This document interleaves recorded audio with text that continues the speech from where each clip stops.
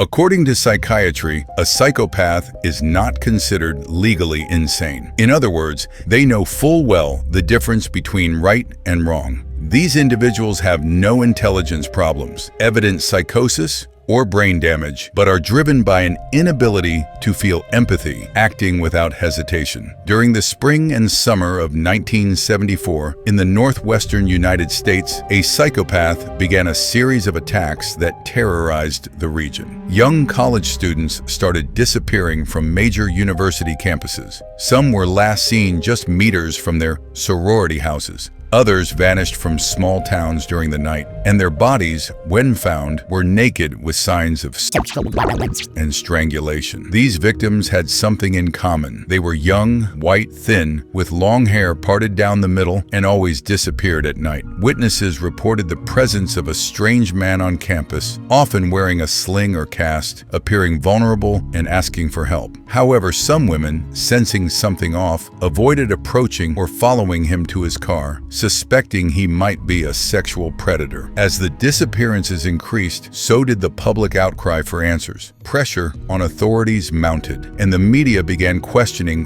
why the bodies of the missing young women still hadn't been found, leading many to believe the victims were already dead, given the lack of progress in the searches. At the time, King County, where many of the disappearances occurred, saw these crimes represent a significant portion of police work, something unprecedented in an area previously considered peaceful. In 1972, for example, only 11 homicides were recorded, 9 of which were solved. But in 1974, reality changed drastically, and a wave of murders attributed to a single man known only as Ted shocked everyone. Today, we're going to talk about one of the most infamous cases in true crime history. We've prepared a detailed narrative that will cover all aspects and perspectives of this disturbing story, involving one of the most emblematic serial killers of all time.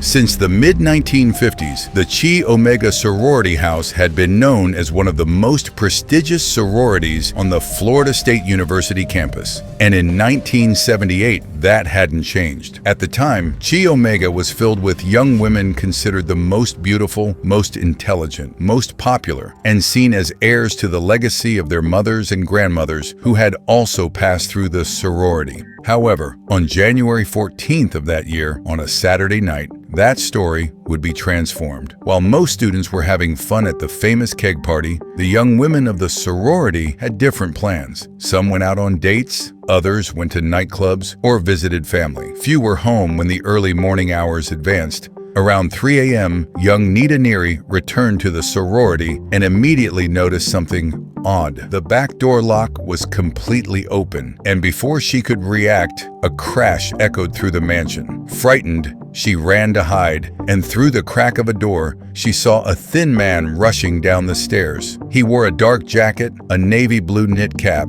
carried something that looked like a club wrapped in cloth, and had a prominent nose. After the man left the house, Nita woke her roommate Nancy. Armed with what they had on hand, just an umbrella, they decided to investigate other rooms. When they reached the hallway, they came face to face with one of their housemates, Karen Chandler, stumbling with her face covered in blood. The horror increased when they found another victim, Kathy Kleiner, sitting on the edge of her bed, also bloodied and moaning in pain. That night, panic took over the sorority. Realizing the situation was truly serious, Nita finally called emergency services and requested an ambulance. During the call, the operator misunderstood, or at least interpreted, that 2 girls had fought over a man and reported this to the Tallahassee Police Department. Officer Oscar Brannon arrived at the scene, expecting a mundane case, but what he found was a scene of pure terror. The victims had fractured jaws and severe head injuries. The walls and bedding were stained with blood. Oak bark on the floor revealed the brutality of the attack. While trying to understand what had happened, police gathered the sorority girls, and they noticed the absence of 2 other young women, Lisa Levy and Margaret Bowman. When police went to Lisa Levy's room, they saw her body lying in an odd position. Paramedic Don Allen tried to revive her, but soon realized it was too late. Her skin was cold, her lips blue. The signs of strangulation and animalistic bite marks on her body made it clear. A monster had passed through there that early morning. Still in the room, the officer found a hairspray bottle in the trash, dirty and with small hairs. The item was later identified as the weapon used to sodomize Lisa. At the same time these discoveries were happening, Margaret Bowman was being awakened by an officer in her own room. To everyone's relief, she was fine and without any injuries. As all the young women were being gathered, the house mother realized one more girl was missing. According to her, Margaret Bowman hadn't returned yet. Melanie then interrupted her, saying she had talked to Margaret when she arrived at the sorority earlier. With this, police went to Margaret's room, where by the light of the street lamp outside the window, they saw her body face down on the bed. There was a large amount of blood on the pillow, and a pantyhose was crudely wrapped around her neck. A different liquid seemed to be dripping from the right side of her skull, which was completely shattered, with part of the brain exposed. There was also tree bark scattered throughout the room, as well as on the bed and on Margaret's face. The Tallahassee Police Department then counted 2 corpses and 2 seriously injured young women. The Chi Omega sorority was immediately sealed off, and the surviving girls were taken to receive initial care. Investigators wondered how no one had heard anything. Still during the early morning hours, the Chi Omega sorority was flooded with cars from investigators from the Tallahassee Police Department, the Leon County Sheriff's Office, and the University Police Department. Officer Oscar Brannon patrolled the entire sorority and found pieces of tree bark identical to those found in the rooms. He and other investigators believe the killer probably grabbed a tree log from the surroundings and entered through the back, invading the sorority. Oscar and Sergeant Howard Winkler searched for fingerprints in the rooms, on doors, on wall posters, and around the defective lock on the back door, but without success. In Margaret Bowman's room, authorities found a package of new pantyhose thrown in an empty trash can, indicating the killer seemed to have brought with him the stockings he would use to strangle her. Upon hearing about the case, Sheriff Ken Katsaris of Leon County was alarmed by the brutality of the events at the sorority. Patrol officers were spread throughout the campus, hoping to identify the suspect with the prominent nose. A surveillance van was also mobilized, and several young men were stopped, but the suspect had simply disappeared. However, dawn had not yet arrived, and authorities would have to deal with another brutal event. Just meters from the sorority, a young woman was awakened by loud sounds coming from a friend's house in a duplex next door. She wondered what could be happening, and as the noises continued, she woke her roommate, and the two tried to understand the situation from the sounds until they heard groans of suffering. Frightened, they called the residents, but no one answered. They then telephoned the authorities, who immediately went to the house. Sheriff Ken Katsaris quickly theorized that the criminal might be on a killing spree throughout the campus, finding his own hypothesis unbelievable. He was the first to arrive and broke down the front door, where he found dancer and student Cheryl Thomas, 21, sitting on the bed with her face covered in bruises. The same scenario found at the sorority, previously described by police and paramedics, repeated itself before him.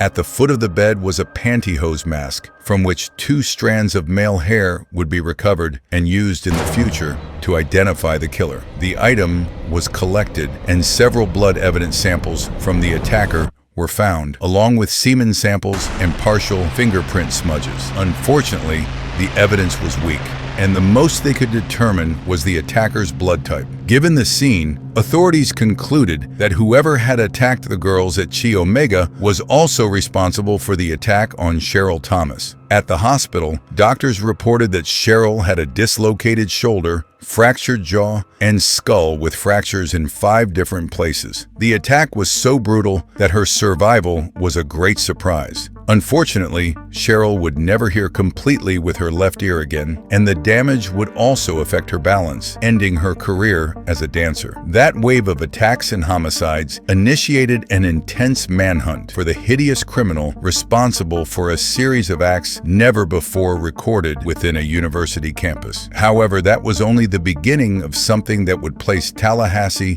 at the center of one of the most remarkable investigations in United States history. Almost a month after the murders at Chi Omega, the Jacksonville Police Department received a report of an alleged kidnapping attempt. Apparently, a man in a white van had approached 14-year-old Leslie Parmenter while she was waiting for her brother to pick her up in the parking lot of Lakeshore Junior High School. It was raining that day, and Leslie didn't notice when the white van approached directly toward her. A man got out of the van wearing plaid pants and a dark military-style jacket. He had a scraggly beard, wavy hair, and wore glasses with dark frames. The man approached the young woman, claiming to be from the fire department, and asked her some questions. Curiously, the man had a badge attached to his jacket that said Fire Department, along with the identification of Richard Burton. However, the teenager found it strange, mainly because he didn't look like a firefighter. She later described that his gaze was empty and his appearance was dirty. She immediately remembered her father's words. James Lee Parmenter, an investigator with the Jacksonville Police Department, who advised her never to talk to strangers.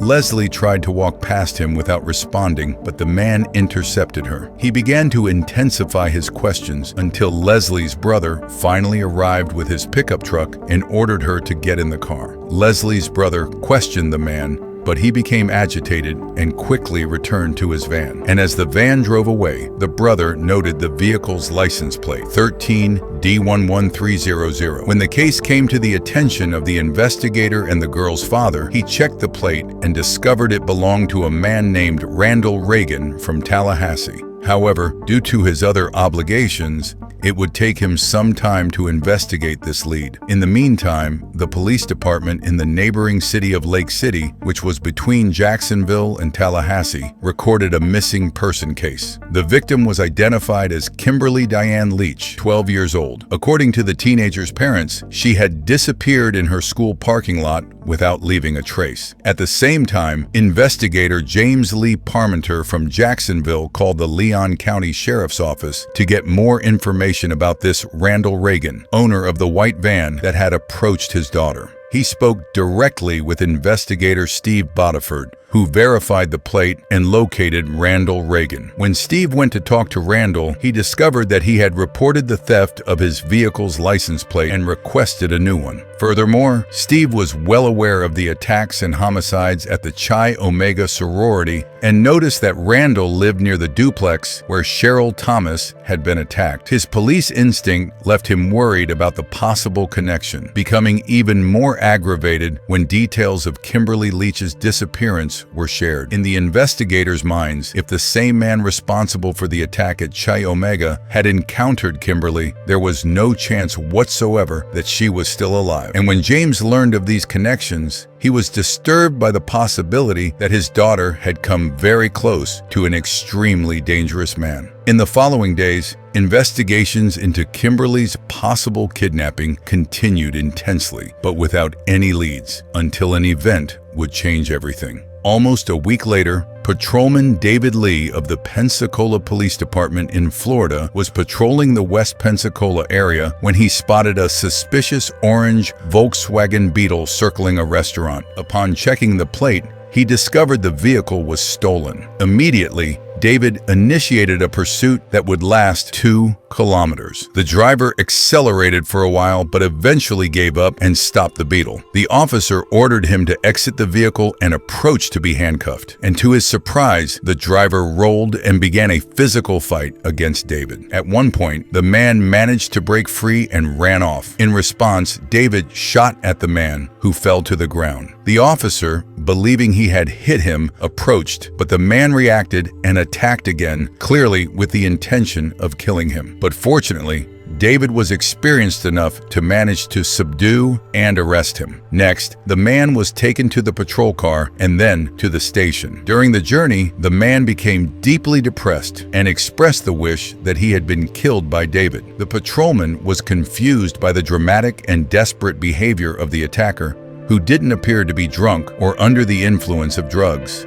After being placed in the interrogation room, The investigator on duty, Norman Chapman Jr., ended up being assigned to deal with the suspect. He asked the man's name, who responded saying his name was Kenneth Raymond Misner. However, Norman knew that in that man's Beetle, 3 complete sets of identification documents had been found, all with different student names. In addition, 21 stolen credit cards, a television, stolen plates, and a bicycle were found. Norman had no idea who this man was, but from what had been found in his car, he knew the stolen items had connections to 2 other jurisdictions, Tallahassee and Leon County. Thus, the 2 jurisdictions were informed of the suspect, and the next day, Don Patchen from Tallahassee and Steve Bodiford from Leon County were sent to talk to the man. During interrogation, the man agreed to have the conversation recorded, but refused to reveal his identity. Instead, he asked for a lawyer and a priest. This game of silence lasted until February 16, 1978, when suddenly he changed his tone of voice and declared that his name was Theodore Robert Bundy. He clearly expected a dramatic reaction from the investigators, but no one recognized his name. Frustrated, he watched as the officers leaf through an FBI bulletin, and then came the revelation. Theodore was one of the 10 most wanted men in the United States. His criminal record was extensive: theft, assault, kidnapping, homicide, plus 2 cinematic prison escapes. The interrogation proceeded, and while talking about his life, he oscillated between moments of coldness and emotional outbursts. He cried when mentioning his trajectory, but skillfully deflected questions about his crimes. Investigator Norman Chapman, attentive to the connections with the attacks in Tallahassee,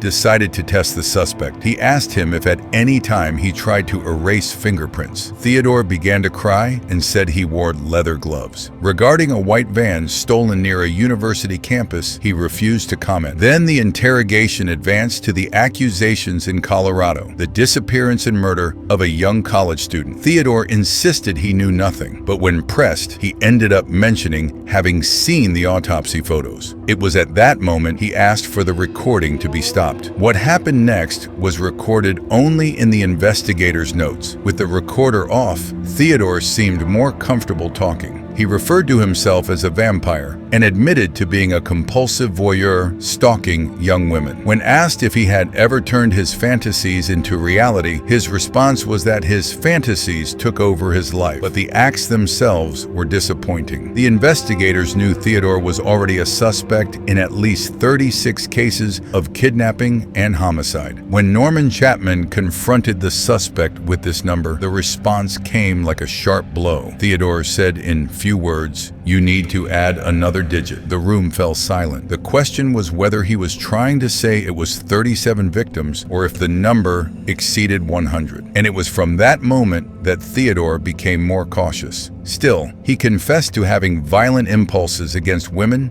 and revealed a macabre detail. He removed the passenger seat from the car to facilitate transporting the cargo. The police immediately understood he was talking about his victims. When Norman lost his patience and demanded he reveal where Kimberly Leach's body was, Theodore just shook his head, claiming this scenario was too terrible to contemplate.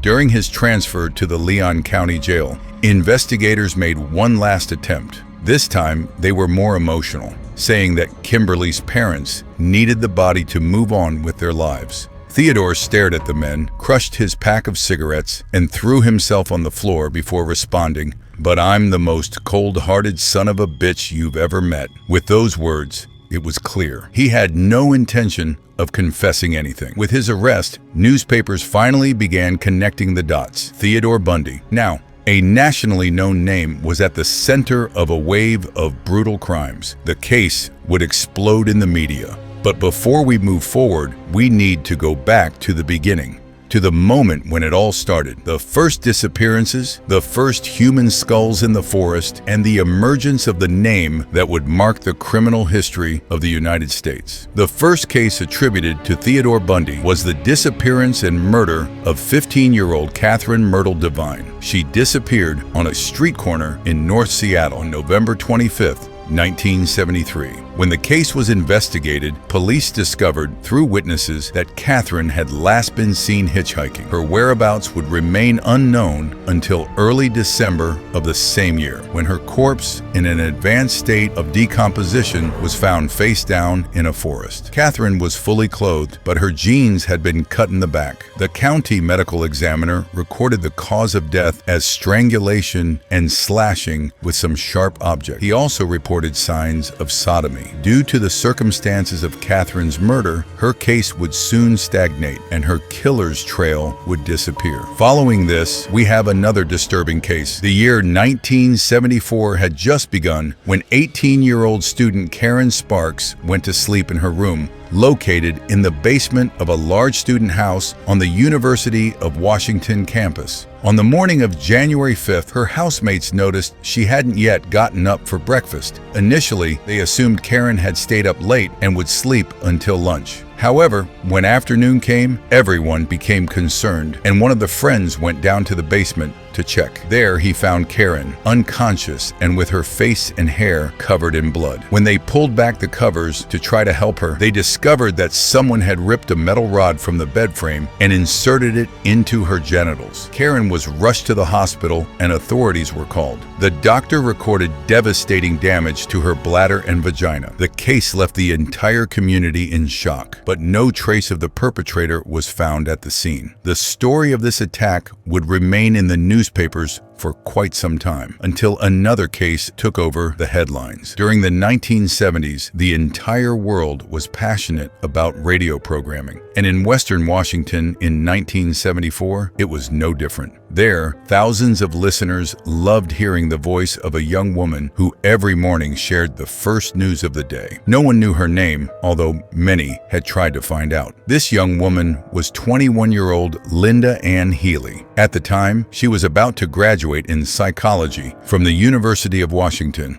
and lived in an old student house on campus that she shared with 4 friends. Linda was the typical example of an American born into an upper-middle-class home in Eastern Washington. In her early years, she participated in musical performances at school and church. As an adult, Linda decided to focus on psychology studies and work with children with intellectual disabilities. During that period, she and her friends were careful and aware of the violent attack against Karen Sparks, which had occurred just a few blocks from where she lived. Because of this, Linda and her friends always locked the doors and avoided interactions with men who seemed suspicious. Still, they usually felt safe. After all, there were 5 women living together in the house. Among the young women, Linda was the one with the most active routine. She woke up around 5:30 a.m. and headed to the Northwest Ski Report's office, where she recorded the daily report to earn extra money for the radio. Then she went to her university classes and, at the end of the day, returned home. Her boyfriend was a workaholic who worked overtime every week, which meant they spent little time together. In one of her last letters, Linda mentioned she had plans to invite her family to dinner and was looking forward to preparing a nice beef stroganoff dish for them, also inviting her housemates to participate. Thus, on February 1st, 1974, Linda caught a ride with one of her friends to the university, where she would rehearse for the choir. Later, she returned home and took her roommate's car to go to the market to buy ingredients. Around 8:30 p.m., Linda and her friends decided to go to Dante's Tavern, the most popular bar on campus. There, they shared 2 pitchers of beer and sometime later returned home. Linda went straight to her room, located in the basement of the residence. None of them even imagined that this would be the last time anyone would see her alive. The next morning, her absence was noticed by her roommates, mainly because Linda's alarm wouldn't stop ringing. This caused one of them to go down to the basement, where she noticed the bed was completely made, but there was no sign of Linda. Initially, doubts were small, but increased drastically when on the radio, the announcer asked about the whereabouts of the young woman who hadn't shown up for work. Upon hearing this, they immediately called the authorities. The first investigators to arrive at the house were from the homicide unit and went directly to the room. They found the room organized, full of posters and photographs important to Linda. However, when investigators pulled back the blanket, they saw that the pillow was missing its pillowcase and there were dried bloodstains extending to the sheets and mattress. It was clear that someone had entered and, at the very least, seriously assaulted Linda. Additionally, the roommates informed investigators that the bed used to have a pink satin pillowcase that had also disappeared.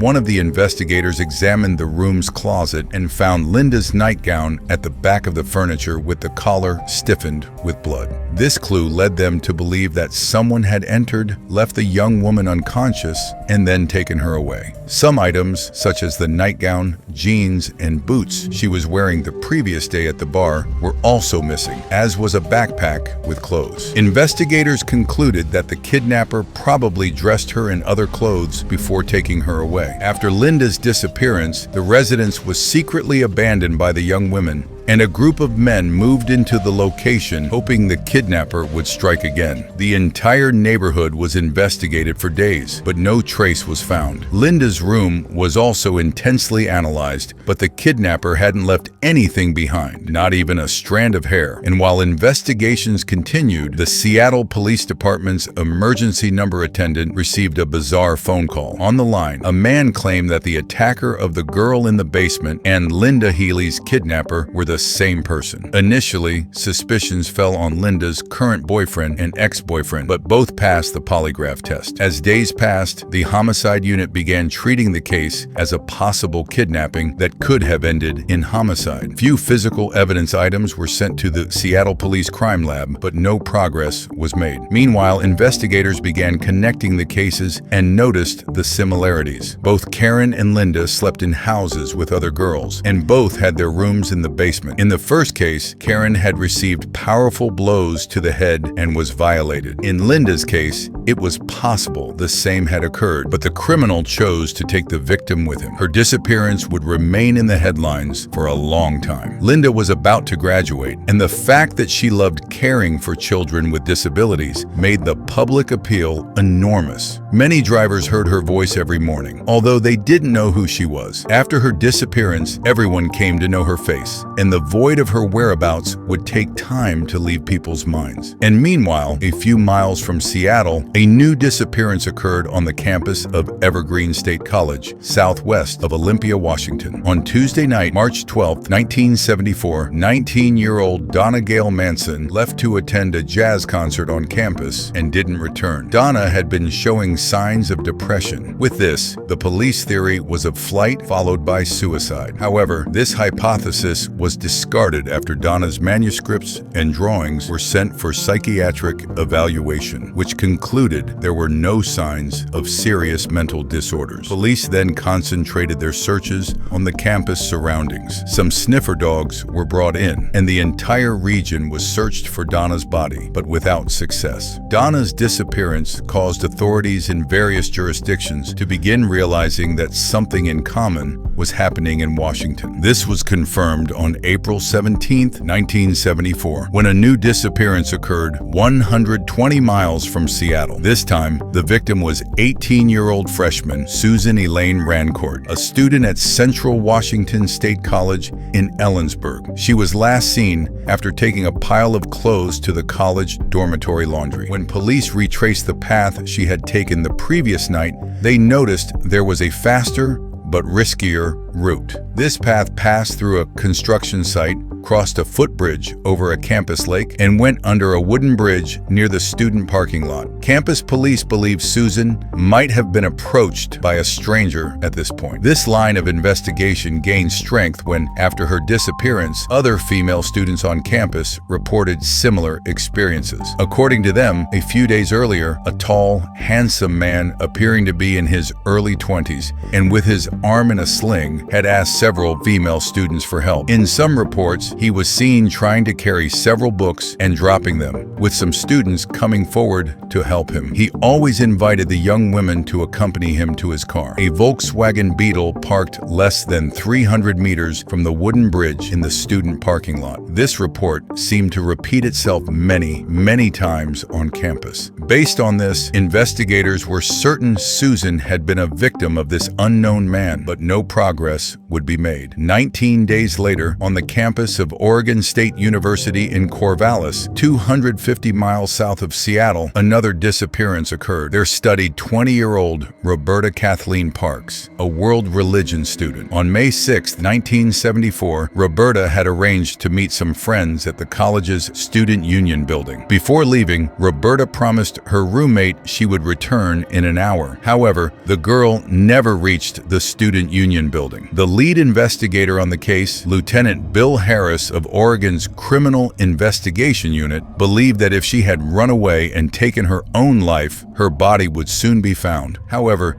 this didn't happen. Thus, the hypothesis of a possible kidnapping began to gain strength. During the same period, Bill learned of the other cases of girls disappearing on campuses in the northwestern United States. The cases were connected, and photos of the young women were duplicated and shared with all public safety force offices. Almost a month later, the disappearance of 22-year-old student Brenda Carroll Ball was recorded. Brenda was last seen in the parking lot of the Flame Tavern after closing time talking to a tall, handsome, brown-haired man who wore a sling on one arm. And while Brenda's disappearance was still being investigated, 10 days later, a new case would mark the climate of fear in Washington. In the second week of June 1974, the University of Washington was in the midst of final exams. An 18-year-old Jorgan Hawkins was particularly worried about her Spanish exam. Jorgan was one of the university's most acclaimed students. In addition to being part of the Kappa Alpha Theta sorority, the most prestigious on campus. She was a pretty and lively young woman, and everything she did seemed to shine. Her long, shiny hair and brown eyes were full of life. However, she was quite small, measuring 5 feet 2 inches and weighing 115 pounds. Before starting her university studies, Jorgan had already been a cheerleader and elected princess of the Daffodil Festival. Most of her grades were high, but she had notable difficulties with Spanish. In early June, she called her family whenever she could, even mentioning the desire to quit due to the pressure of approaching final exams. She received her family's support and stayed strong. Then, on Monday, June 10th, she took a brief escape with a friend to go to a campus party where she had a few drinks. However, she explained she needed to return to study for her Spanish exam and would stop by the fraternity where her boyfriend lived to say goodnight. After saying goodbye to her boyfriend, Jorgan walked a few meters and was last seen entering an alley. After noticing her delay, roommate Dee Nichols called Jorgan's boyfriend and discovered she had left the house long ago. Worried, Dee went to the Kappa Alpha Theta sorority supervisor and reported Jorgan's disappearance. The two waited together for a few hours, but by morning decided to call the Seattle Police Department. The first to arrive to register the case was Detective Bud Yelberg from the Missing Persons Unit. Upon learning of the circumstances, Bud quickly remembered the faces of the other missing young women, whose photos were taped to his office wall. Fear gripped that man.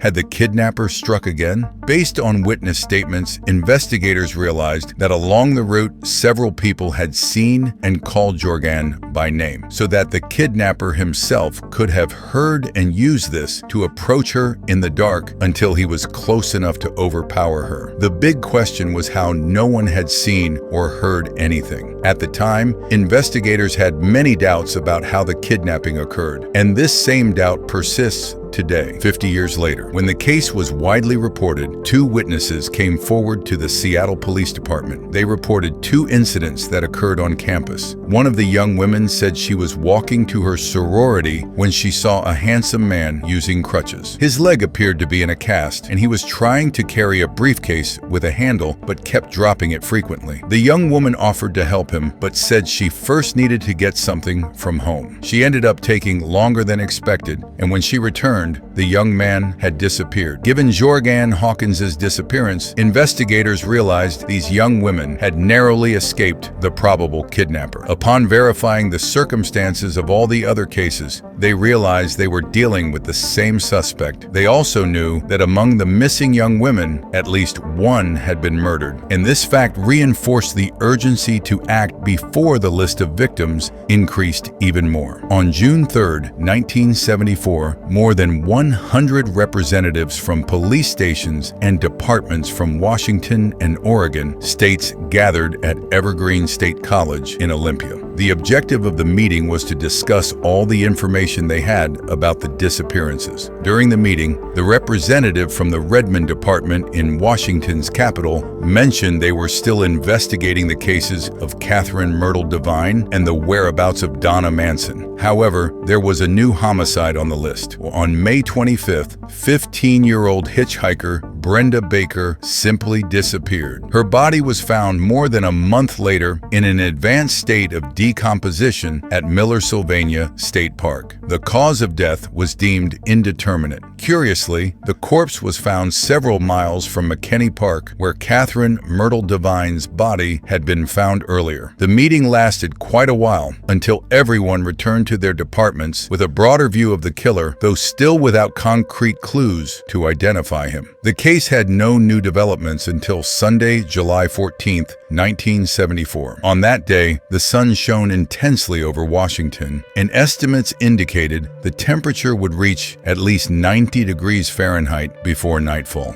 For this reason, Lake Sammamish State Park quickly became crowded. The park was known for its picnics, beer events, and landscape filled with daisies in the field during summer. Thus, the parking lot remained congested all day long. It was in search of this environment that 23-year-old Janice Ott headed to the park. Despite her youth, Janice worked as a probation caseworker at the King County Juvenile Detention Center in Seattle. Her father was a public schools director and former member of the State Board of Detention and Parole. He had been the person who taught her about the criminal mind, especially psychotic behavior. However, that Sunday, Janice wasn't thinking about these things. She simply went to the park, where around noon she would disappear. A few hours later, 18-year-old programming student Denise Naslund also arrived at the park. Unlike Janice, Denise was accompanied by her boyfriend and another couple. Around 4 p.m., she walked away from her group of friends to go to the women's restroom and disappeared. When the disappearances of Janice and Denise reached the Seattle Police Department offices, everyone knew the unknown criminal had struck again. At the time, responsibility for Janice Ott and Denise Naslund's cases was given to several investigators. Among them was Robert Keppel, a rookie who had dealt with only one homicide case but would become one of the greatest experts on the acts of this criminal still unidentified at the time. Robert and his colleagues interrogated hundreds of people who were at the park that weekend. Based on eyewitness statements, they discovered that a man with a sling had been seen approaching more than 10 different women in the park. He introduced himself to them as Ted. With the help of hundreds of witnesses, a composite sketch of the suspect was created and shared on television throughout the state. The suspect, this Ted, was described as a handsome young man with wavy, light brown hair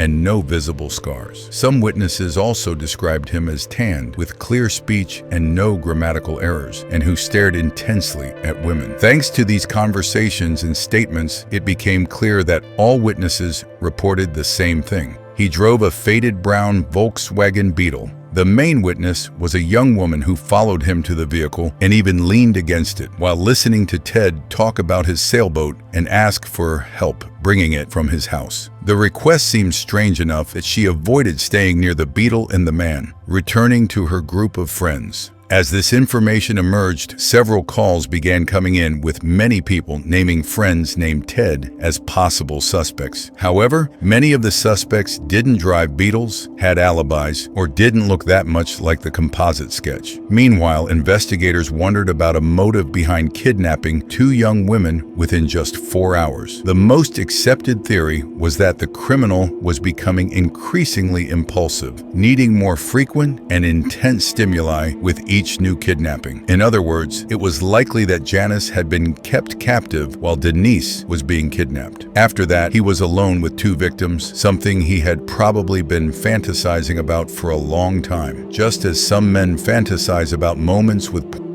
actresses, that man was seeking something macabre, a double murder, with one or both victims forced to watch while being tortured, violated, and possibly killed. The idea was too terrible to imagine. However, it wouldn't be long before the first traces of something macabre emerged, revealing what was really happening to the missing young women. It was mid-August 1974. Heat was ravaging Washington when a worker working on a highway construction project about 2 miles from Lake Sammamish State Park on Taylor Mountain noticed a horrible odor coming from an embankment. Although he had noticed the smell, he was hungry and decided just to move to another place to have lunch, completely ignoring the odor. And with that, a month passed. Until on September 6th, another construction worker smelled the same odor, but this time decided to investigate. There he found what appeared to be a jawbone, a rib cage, and a human spine. Authorities were immediately called and the area was sealed off.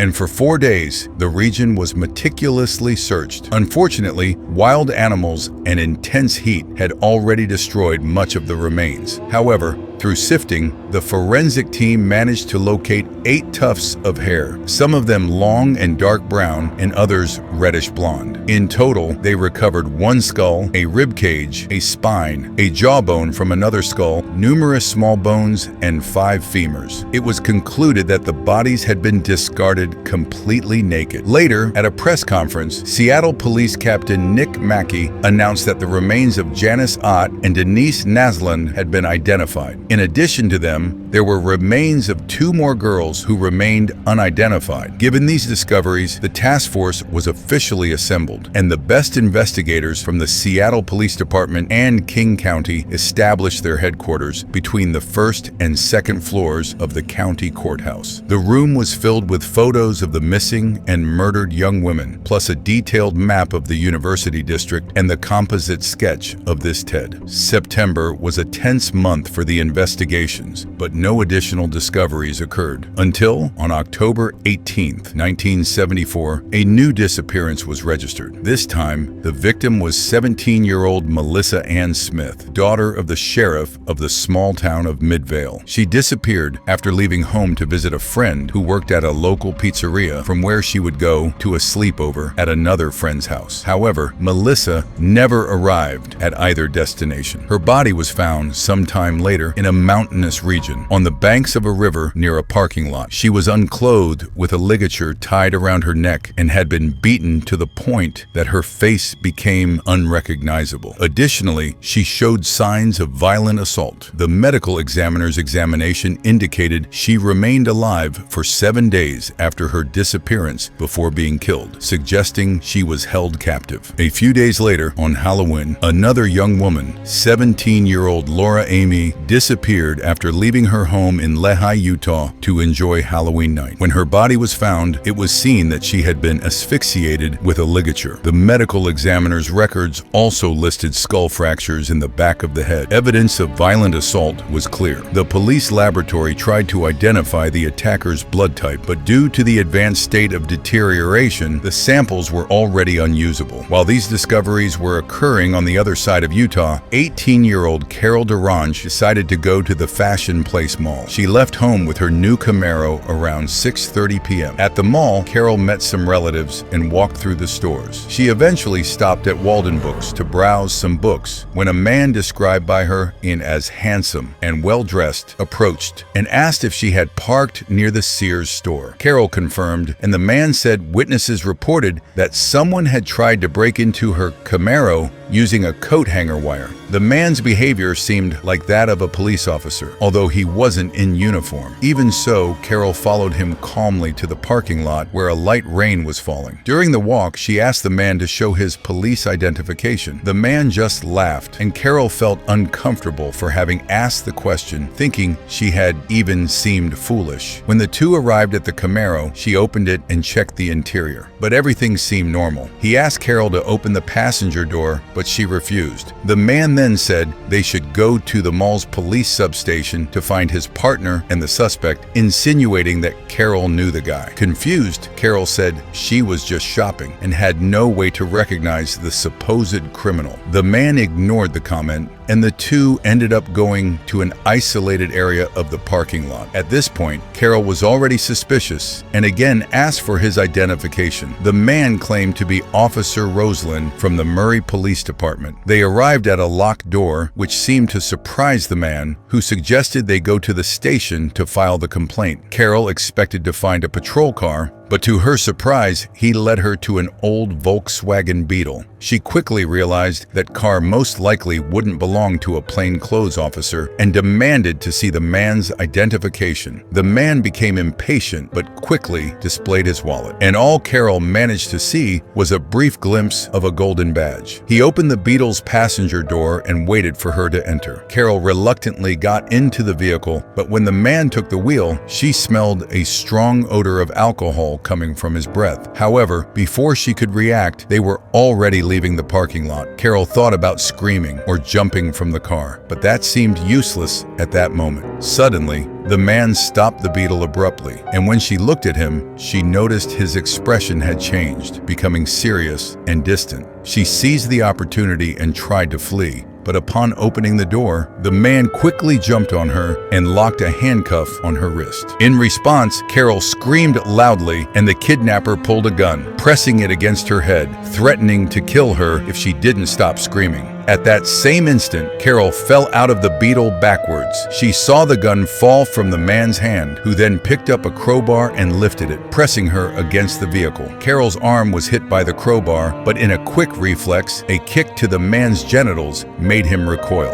Carol ran desperately toward the highway and was almost run over until a couple stopped their car and offered help. In panic, she was calmed by the couple and immediately taken to the police department. There, police couldn't remove the handcuff from her wrist with any common key, and it had to be removed another way. When police investigated the mall, they didn't find the Beetle or the man. Carol tried to identify the kidnapper in a list of filed criminals, but didn't recognize any of them. The only clue obtained was a sample of blood drops staining the collar of her jacket. The blood was type O, but the amount wasn't sufficient to determine if it was positive or negative. When the case reached the task force's ears, they were anxious to have a survivor. However, they soon noticed that on that same night, a disappearance had happened. The victim was 17-year-old Deborah Jean Kent. She disappeared after leaving during the intermission of a musical happening at Viewmont High School. When the case was investigated, witnesses reported hearing shrill screams in the parking lot between 10:30 and 11 p.m. The screams were alarming enough that several people went out to investigate what was happening, but found nothing but an empty parking lot. A friend of Deborah's reported seeing a strange, handsome man who seemed agitated, pacing back and forth in the auditorium. This same man was spotted on other occasions that night, always appearing troubled and acting strangely. When analyzing the school parking lot, investigators found a small key that seemed familiar. Back at the police department, they tested the key on Carol Duranche's handcuff, and it released quickly.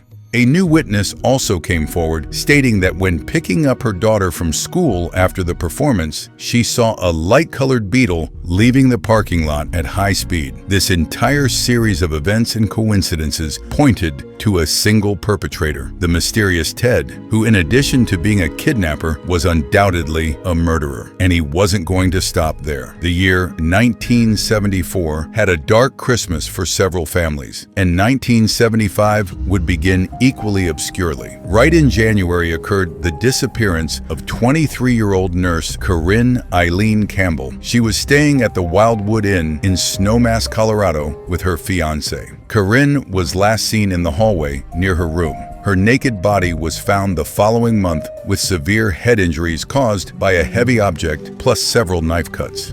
The killer had also cut off the lobe of her left ear. Several samples were collected from her body. But as in the other cases, the search for the perpetrator would continue frustratingly. And that was just the beginning of 1975. The snow was melting in the mountainous regions of Washington when on March 1st, 1975, two students from Green River Community College went to Taylor Mountain, located near Highway 18. The two had gone with the objective of starting an academic project on forest fauna. But what they found was something completely different. Just a few steps into the forest region, the students came upon a human skull They immediately informed authorities, and the area was sealed off by King County Police. The skull was collected and taken for analysis. It showed a severe fracture on the left side, indicating the victim had been assaulted with a heavy object. By that point, the task force already had the dental records of the missing young women, and in a short time, the victim was identified as Brenda Carol Ball, missing since June of the previous year. Detective Robert Keppel was tasked with leading more than 200 members in the search for other remains. The forest was wet and progress was slow, but what happened next would become one of the most traumatic moments of his career. After a few days of searching, Robert slipped and slid down a muddy slope. Upon reaching the bottom, he came upon another human skull. Dental records confirmed the victim was 18-year-old Susan Elaine Rancourt, missing since April of the previous year in Ellensburg, 87 miles away. The investigators' main theory was that the killer was using that area to discard the decapitated heads of his victims. The absence of traces of clothing or other remains indicated that only the heads had been taken to the location. With this discovery, the team began carefully sifting through the wet soil. One group focused on moving aside the mud-covered ferns, while the other worked directly on the ground. In a short time, another skull was found and identified as belonging to 20-year-old Roberta Kathleen Parks, missing a month after Brenda in Corvallis, Oregon, more than 260 miles away. This discovery was frightening as it showed the killer was traveling hundreds of miles with his victims, manipulating their severed heads across various locations. Until then, all the skulls showed damage resulting from crushing caused by some heavy instrument. Searches in the area continued, and this time a lower jawbone was found. Identification took a bit longer, but they soon confirmed it belonged to 21-year-old Linda Ann Healy, missing since February 1974, the first known victim by the task force. Although the media was largely prevented from accessing details, theories about cults and Satanism began to emerge. One newspaper even mentioned for the first time the term serial killer, something authorities avoided discussing. Psychiatrists, meanwhile, offered deeper analyses suggesting the killer was an obsessed and compulsive man, driven to repeatedly kill the same type of woman. They believed something had happened in his life involving a beautiful young woman with hair parted down the middle. He hadn't killed that woman, but was discharging his frustration on the victims without ever finding satisfaction. By that point, many investigators were restless. Seattle Police Captain Nick Mackey even admitted that perhaps the disappearances and murders would never be solved. More than 2,247 men who resembled the composite sketch had already been interrogated and more than 900 beetles identified. There were about 200 suspects on the registry list. But for Nick, this number was still too large, and the killer could end up going free. The task force's frustration was evident, and in the following months, more disappearances would occur one after another. The first disappearance of 1975 occurred still in March, when 26-year-old Julie Cunningham disappeared. According to her roommate, Julie had been going through several romantic disappointments, and on March 15th, the two had arranged to go to a bar for drinks. Julie, however, never arrived at the bar. Of the disappearances that had occurred until then, Julie's would be the least reported. After hers, on April 6, 1975, 25-year-old Denise Lynn Oliverson also disappeared, this time in the small town of Grand Junction, Colorado. Still in April, 18-year-old Melanie Suzanne Cooley disappeared after being seen hitchhiking. Her body was found 8 days later with signs of beating on the back of the head and a pillowcase wrapped around her neck. The following month, in July, 24-year-old Shelley K. Robertson disappeared after last being seen talking to a man at a gas station in the city of Golden, Colorado. The man was driving an old pickup truck. Her body was found a month later in an advanced state of decomposition, and the cause of death couldn't be determined. These victims had in common the fact they wore long hair parted down the middle. After this wave of disappearances, the cases stopped happening, and an event that would mark the beginning of the end of this entire story finally occurred. It was 2:30 a.m. on August 16, 1975, when Utah Highway Patrol Sergeant Bob Hayward parked his patrol car in front of his house. While still inside the car, he saw a light-colored beetle pass in front of his residence. Bob was the type who suspected everything,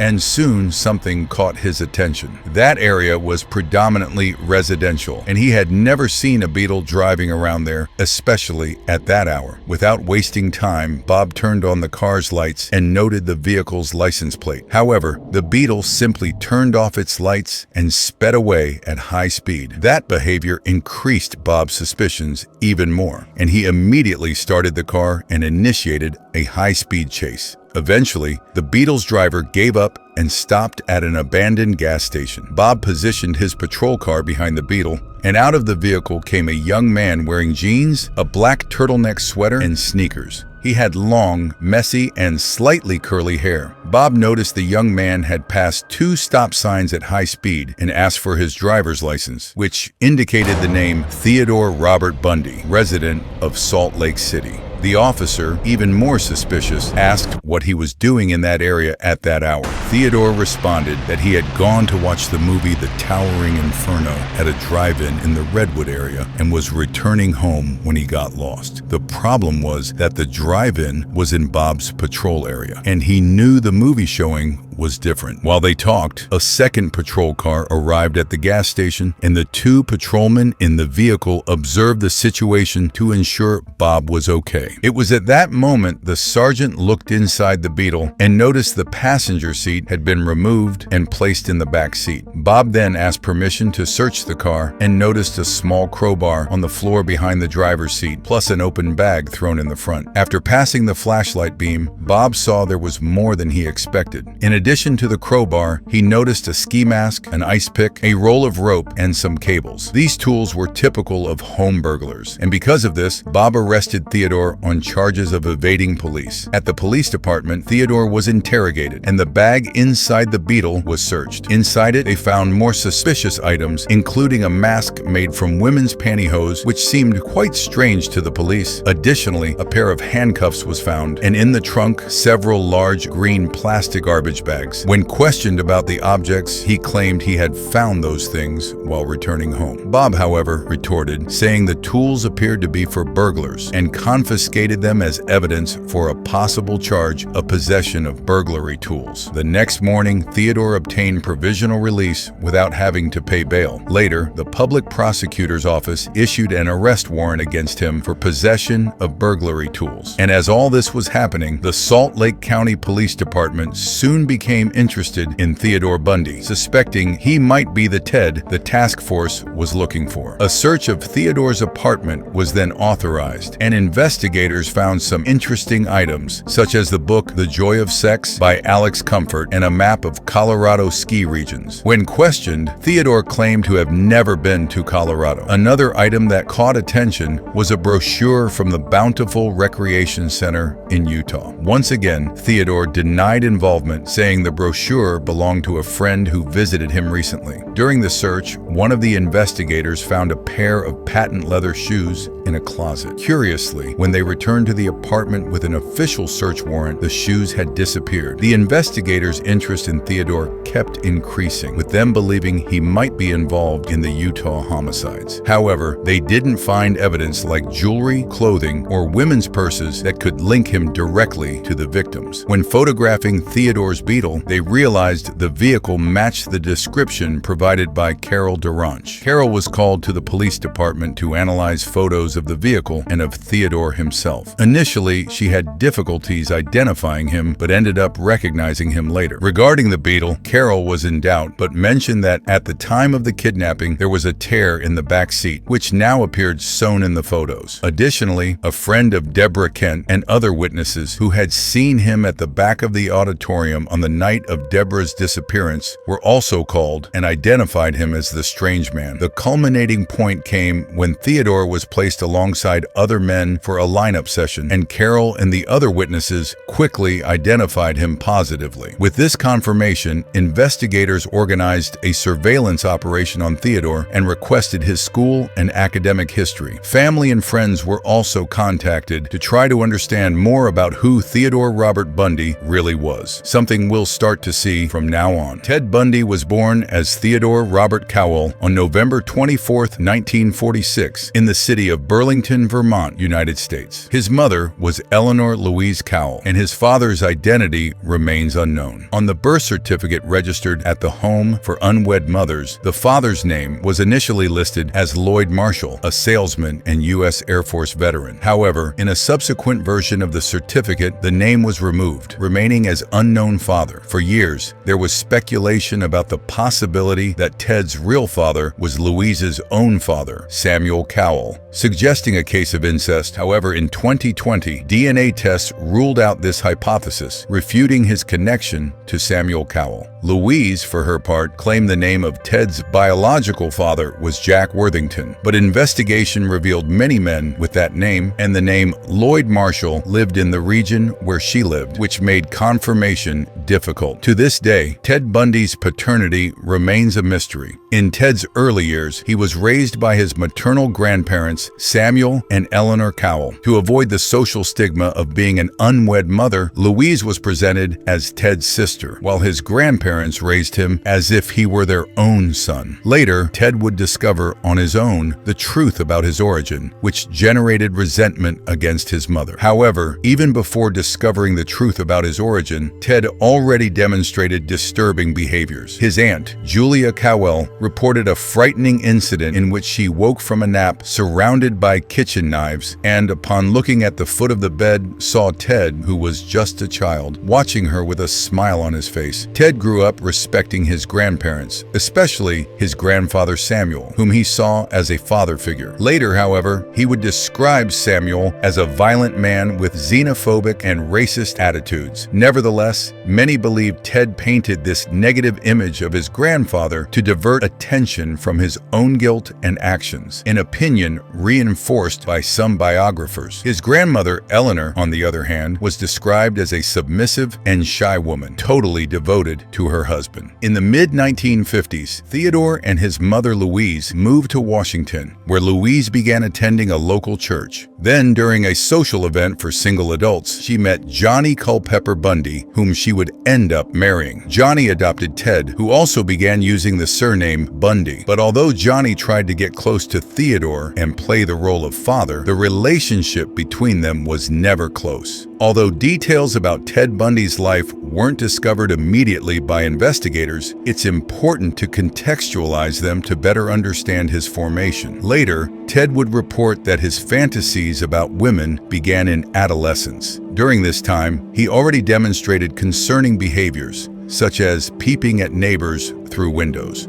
And according to psychologist Al Carlisle, he showed an early desire to be someone important, imitating the accents of politicians and public figures he heard on the radio. Reports about Ted in childhood and adolescence vary considerably. Some neighbors described him as a cruel child, telling disturbing stories such as the time he allegedly hanged a stray cat on a clothesline, soaking the animal with lighter fluid and setting it on fire. Another story tells that he took neighborhood children to the forest, where he removed their clothes and his own, in addition to digging holes filled with sharp stakes, in which, according to reports, at least one girl got hurt. As he grew, Ted seemed not to understand the dynamics of friendships and social interactions. In interviews, he mentioned that people considered him shy, but in reality, he just didn't know how to connect socially. In high school, classmates described him as an apparently well-liked young man involved in activities like downhill skiing. Curiously, he allegedly practiced the sport with supposedly stolen equipment and used counterfeit ski lift tickets. During this period, Ted was arrested at least twice on suspicion of theft and vehicle burglary, marking the beginning of his involvement with illicit activities, which would later evolve into more serious crimes. When Theodore Bundy turned 18, his juvenile arrest records were expunged, a common practice in Washington and other states at the time. In 1965, he enrolled at the University of Puget Sound and later transferred to the University of Washington, where he began studying Chinese. It was during this period he met Diane Marjorie Jean Edwards, an upper-class young woman with whom he had a brief relationship. However, throughout 1968, while Diane graduated and moved to San Francisco, Theodore remained in low-income jobs. He got involved in various activities, including volunteer work on Nelson Rockefeller's presidential campaign and Arthur Fletcher's campaign for Lieutenant Governor of Washington, acting as driver and bodyguard. Despite these activities, his immaturity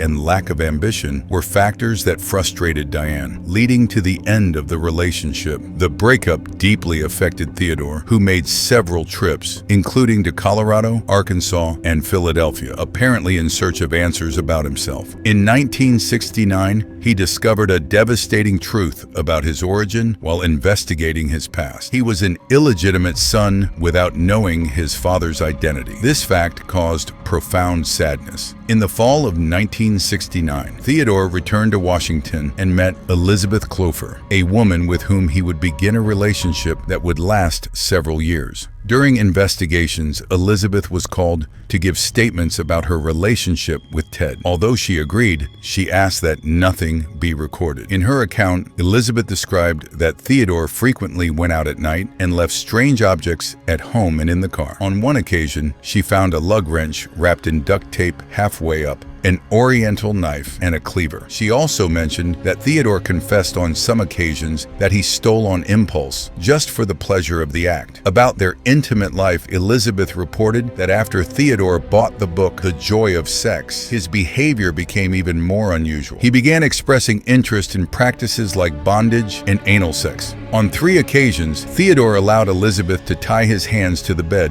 but the third time he began strangling her during the act, causing deep fear. Despite these strange experiences, Elizabeth described Ted as a loving father figure to her daughter Molly, emphasizing the duality between the affectionate behavior he exhibited with her family and the dark side that emerged at certain moments. As Theodore Bundy's relationship with Elizabeth Clover developed, he seemed to transform into a more focused and ambitious person. He began studying psychology at the University of Washington, where he was an honor student and well regarded by his colleagues and professors. The following year, Theodore got a job at the Seattle Suicide Prevention Center, where he worked answering emergency calls. In 1972, Theodore graduated from the University of Washington and quickly entered politics, working on Governor Daniel Evans's re-election campaign. Ted was successful in impressing the governor, who recommended him for the Seattle Crime Prevention Advisory Committee. After Daniel Evans' re-election, Theodore continued to advance in his political career,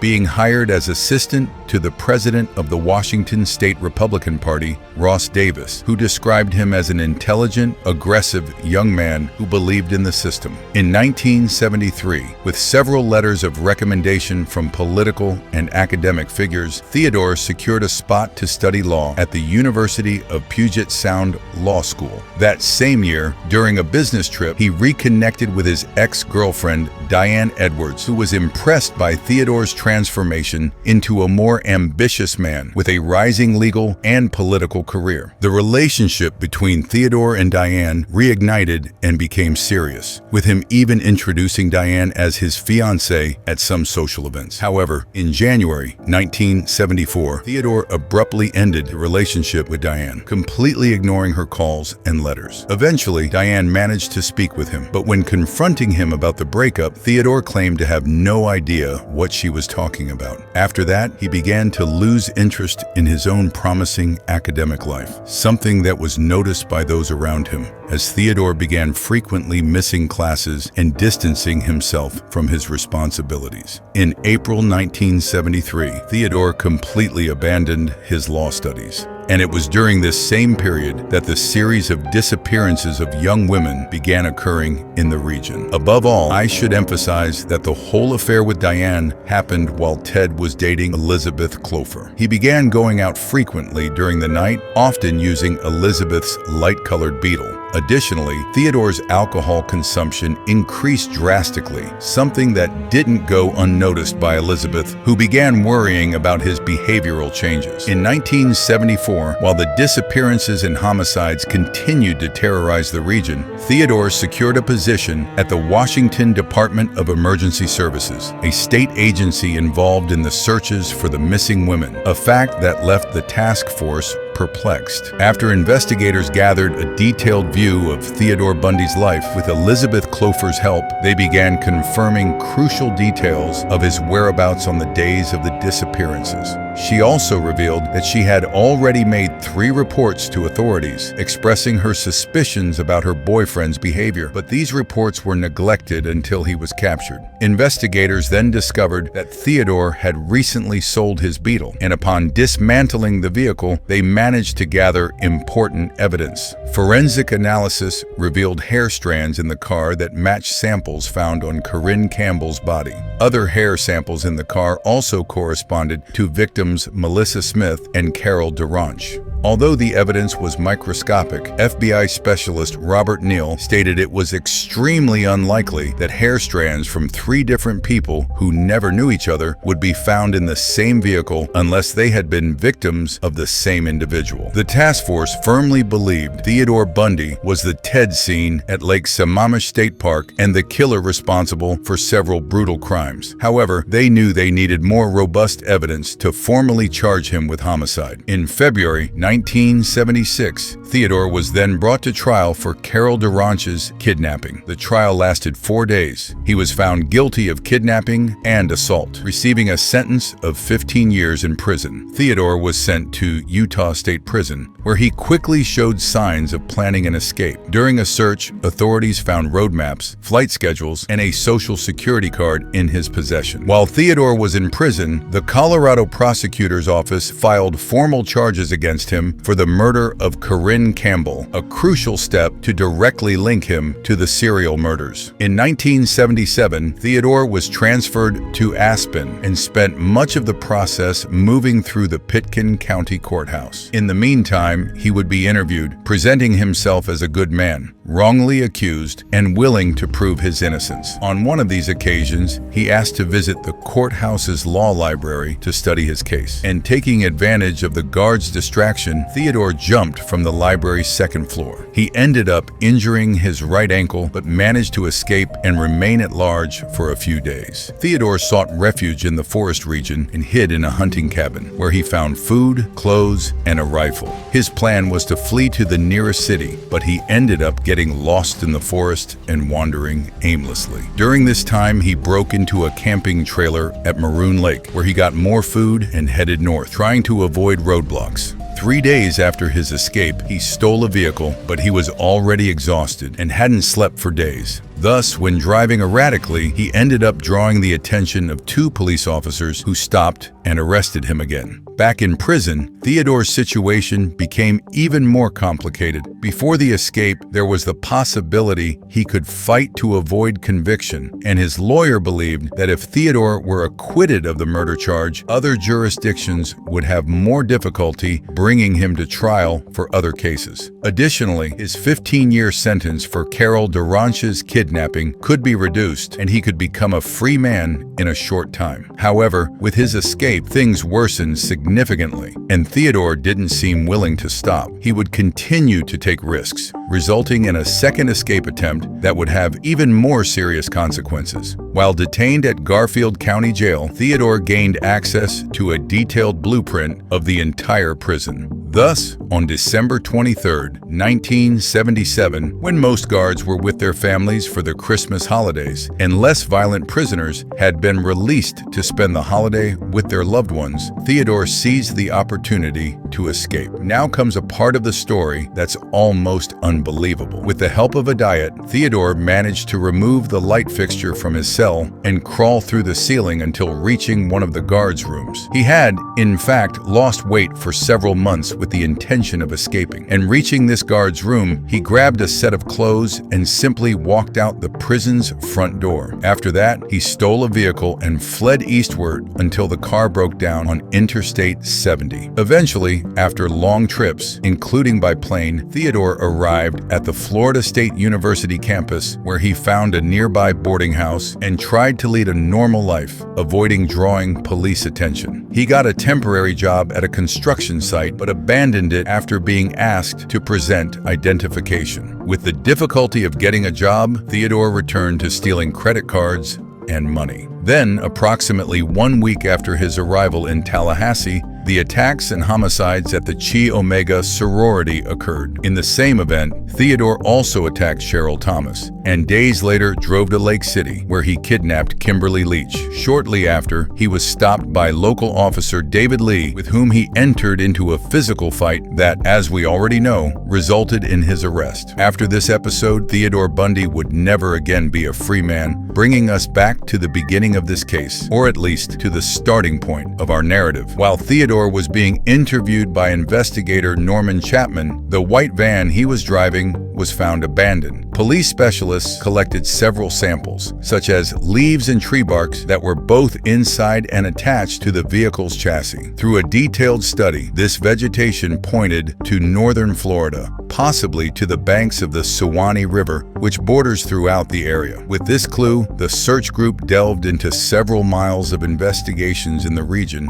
until they found an adult sneaker, human hair strands, and other evidence near the town of Branford. These findings led them directly to the isolated roads of Suwannee River State Park. A few days later, the remains of 12-year-old Kimberly Diane Leach were finally discovered. The discovery clarified why Theodore had said he couldn't reveal the body's location, claiming the scenario was too horrible to describe. Kimberly's remains were in an advanced state of decomposition, already mummified, and were found in a pig shed near the park, more than 30 miles from where she had disappeared. When Kimberly's body was analyzed, the cause of death proved extremely violent. She was attacked and suffocated in the mud, then suffered severe knife injuries. Among all cases linked to Theodore Bundy, Kimberly Diane Leach's was perhaps the most violent ever recorded. Several jurisdictions prepared to charge him in various homicide cases, with the prosecution seeking the death penalty. Theodore received a plea deal to avoid execution by pleading guilty to the murders of Margaret Bowman, Lisa Levy, and Kimberly Leach. He seemed receptive but backed out at the last moment, unwilling to admit the crimes publicly. With solid evidence against him, Theodore was formally charged with homicide in May 1978. His trial, the first televised in the United States, attracted massive media attention. Theodore tried to defend himself, but the prosecution presented key witnesses, including Nita Neary from the crime scene and dental experts who matched his bite marks to Lisa Levy's wounds. Carol Durange testified about her attempted kidnapping. The jury took less than 7 hours to convict him. Judge Edward Cowart sentenced him to death. 6 months later, in Kimberly Leach's trial, witnesses and forensic evidence reinforced the charges. Curiously, during the trial, Theodore married Carol Ann Boone in court, exploiting a Florida law loophole. In front of everyone, he declared them officially married. On February 10, 1980, Theodore Bundy was sentenced to death in the electric chair. Before leaving court enraged, he declared everyone was wrong. His mother Louise begged for mercy, but received no favorable response. He was sent to Florida State Prison. In October 1982, his daughter Rose Bundy was born after he bribed guards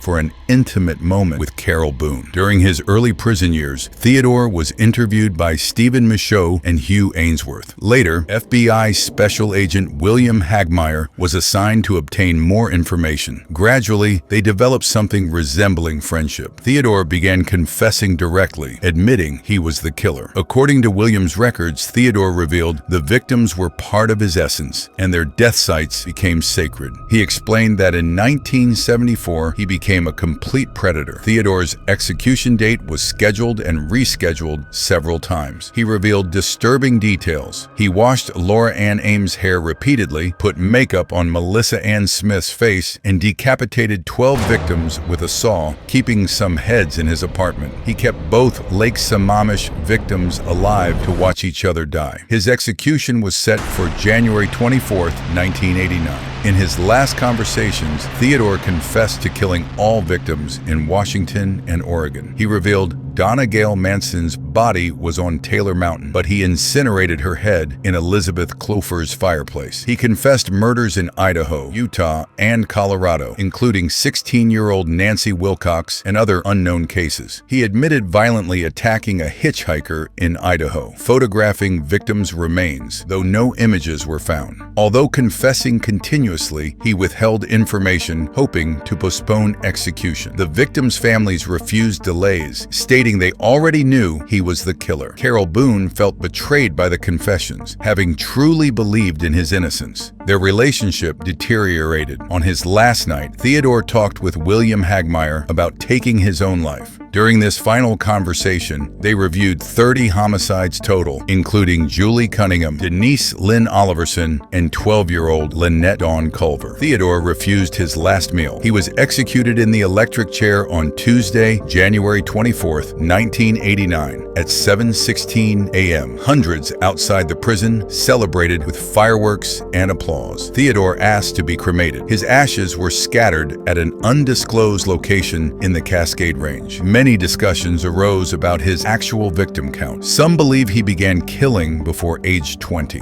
During his murder spree, Theodore built mental walls to distance himself from victims, deflecting guilt and blaming others, his grandfather being illegitimate, even pornography. Theodore Bundy never seemed fully aware of the magnitude of his acts. Serial killers with long careers erect powerful walls of denial, rarely broken. Unlike the BTK killer, who described his crimes with impressive coldness, Theodore never managed this clarity, always avoiding certain details locked within him, something intimate he took to his execution.